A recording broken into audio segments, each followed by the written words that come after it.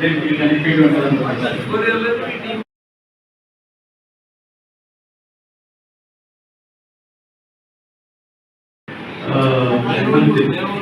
మేనవల్లు road sir Akhilapuram Menavallu road CM నుంచి వచ్చింది sir.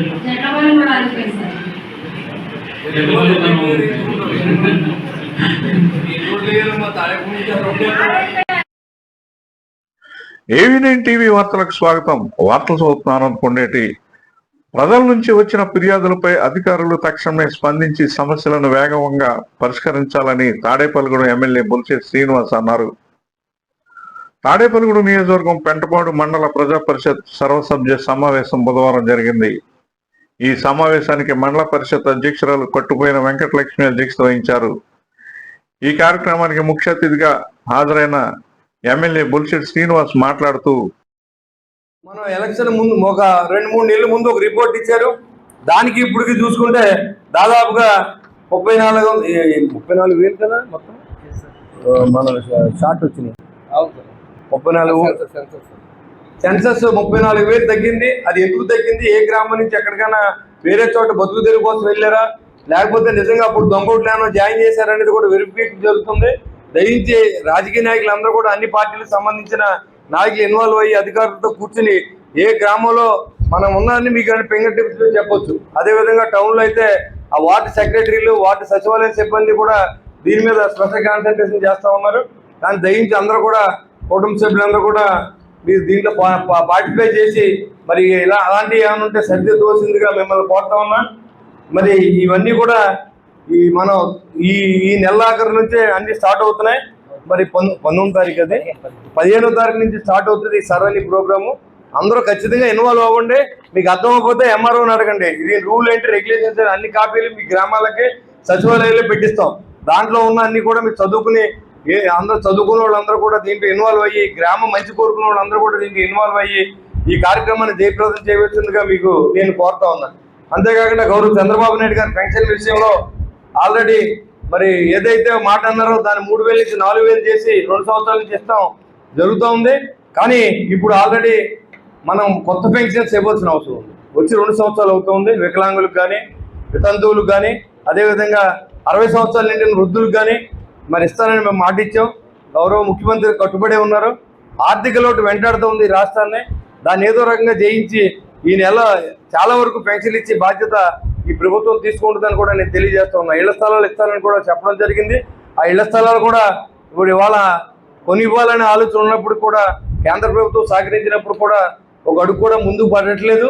ఇవన్నీ కూడా నిరంతరం ఆలోచన చేస్తూ ఉన్నారు. ప్రజలకు మనం మాట ఇచ్చాం, ప్రజలకు మనం చేయాలనే ఆలోచనతో ప్రభుత్వం పనిచేస్తూ ఉంది.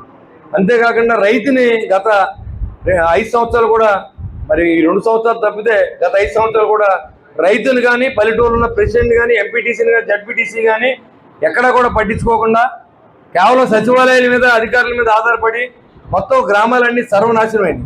శానిటేషన్ లేక, కనీస రోడ్లు వేయలేక, మంచినీరు తాగునీరు ఇవ్వలేక, ఇవన్నీ మీకు తెలుసు. ఇవాళ మరి కూటమి ప్రభుత్వం వచ్చిన తర్వాత నిరంతరం మీ సెంతలో అధికారులు ఉన్నారు. మీరు చెప్పినట్టు జరుగుతుంది. ఇవాళ పీజీఎస్లో మన పీజీఆర్ఎస్లో 1915 అప్లికేషన్లు వస్తే 1885 మనం పూర్తి చేయగలిగాం. జిల్లాలో మొట్టమొదటి స్థానం తాడిపోయడం. అంటే ఈ అధికారులు కూడా మనం పని చేయించుకోవాలి. కొంతమంది దురుసుగా మాట్లాడి గొడవ పెడతాం కంటే మంచితనంగా మన మీద ప్రేమగా పనిచేయాలి తప్ప మన అధికారం ఉన్నది నటిస్తారు. అధికారం ఉన్నది కాదని మనం మాట్లాడితే నటిస్తారు తప్ప వాళ్ళు పనిచేయరు. వాళ్ళతో పనిచేయించవలసిన బాధ్యత నాయకులకు ఉంది. లేకపోతే చెడ్డ వచ్చింది ప్రభుత్వం తరఫున మనకే వస్తుంది. ప్రభుత్వానికి వచ్చిందంటే మనకు వచ్చినట్టే, మన పార్టీలకు వచ్చినట్టే. కాబట్టి అధికారులను గౌరవించండి. అలాగే అధికారులు కూడా ప్రజలను గౌరవించి పరస్పరం కోఆర్డినేషన్తో ఈ కాన్స్టిట్యున్సీని అభివృద్ధి చేయవలసిందిగా నేను కోరుతా ఉన్నా. అంతేకాకుండా చాలామంది వీఆర్ఓలు ఎవరైనా ఆన్లైన్ చేయాలంటే డబ్బులు అడుగుతున్నట్టు కంప్లైంట్స్ వస్తూ ఉన్నాయి.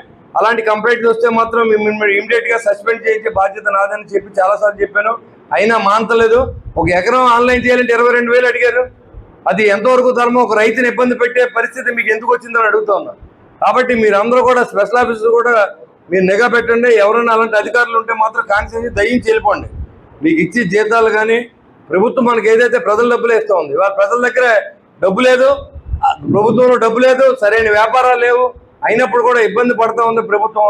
దయించి అందరూ కూడా కోఆర్డినేషన్ చేసుకుని అటు అధికారులు ఇటు ప్రభుత్వ అధికారులు అటు రాజకీయ నాయకులు అందరూ కలిసి ఒక మంచి కాన్స్టిట్యున్సీగా అభివృద్ధి చేయాలని కోరుకుంటూ మరి ఈనాటి మండల సమావేశానికి ఇచ్చేసిన మీ అందరికీ మరొకసారి నమస్కారం. పింఛన్లు, పట్టాదారు పాస్ పుస్తకాలు, వివిధ ప్రభుత్వ పథకాలకు సంబంధించి వచ్చే ఫిర్యాదులను సత్వరమే పరిష్కరించి ప్రజలకు న్యాయం చేయాలని అన్నారు. కొత్త పింఛన్లు, ఇల్లు లేని పేదలకు ఇళ్ల స్థలాలు ఇచ్చే కార్యక్రమం త్వరలోనే ప్రారంభమవుతుందని పేర్కొన్నారు. రాష్ట్ర ఆర్థిక పరిస్థితి క్లిష్టంగా ఉన్నప్పటికీ ప్రజలకు ఇచ్చిన ప్రతి వాగ్దానాన్ని నెరవేర్చే విధంగా కూటమి ప్రభుత్వం సమర్థవంతంగా పనిచేస్తుందని చెప్పారు. ప్రజల సంక్షేమం కోసం అనేక పథకాలను ప్రవేశపెట్టి రాష్ట్ర అభివృద్ధి కోసం నిరంతరం కృషి చేస్తున్న రాష్ట్ర ముఖ్యమంత్రి చంద్రబాబు నాయుడు, ఉప ముఖ్యమంత్రి పవన్ కళ్యాణ్ల ఆశయాలను నెరవేర్చే విధంగా ప్రభుత్వ యంత్రాంగం కృషి చేయాలని అన్నారు. కుటుంబ సర్వేలో జనాభా తగ్గడానికి గల కారణాలను లోతుగా అధ్యయనం చేయాలని కోరారు. త్వరలో జరగనున్న ఓటర్ల జాబితా సవరణ సర్ కార్యక్రమాన్ని ప్రతి ఒక్కరూ శ్రద్ధ వహించాలని సూచించారు. AV9 TV news Pentapadu.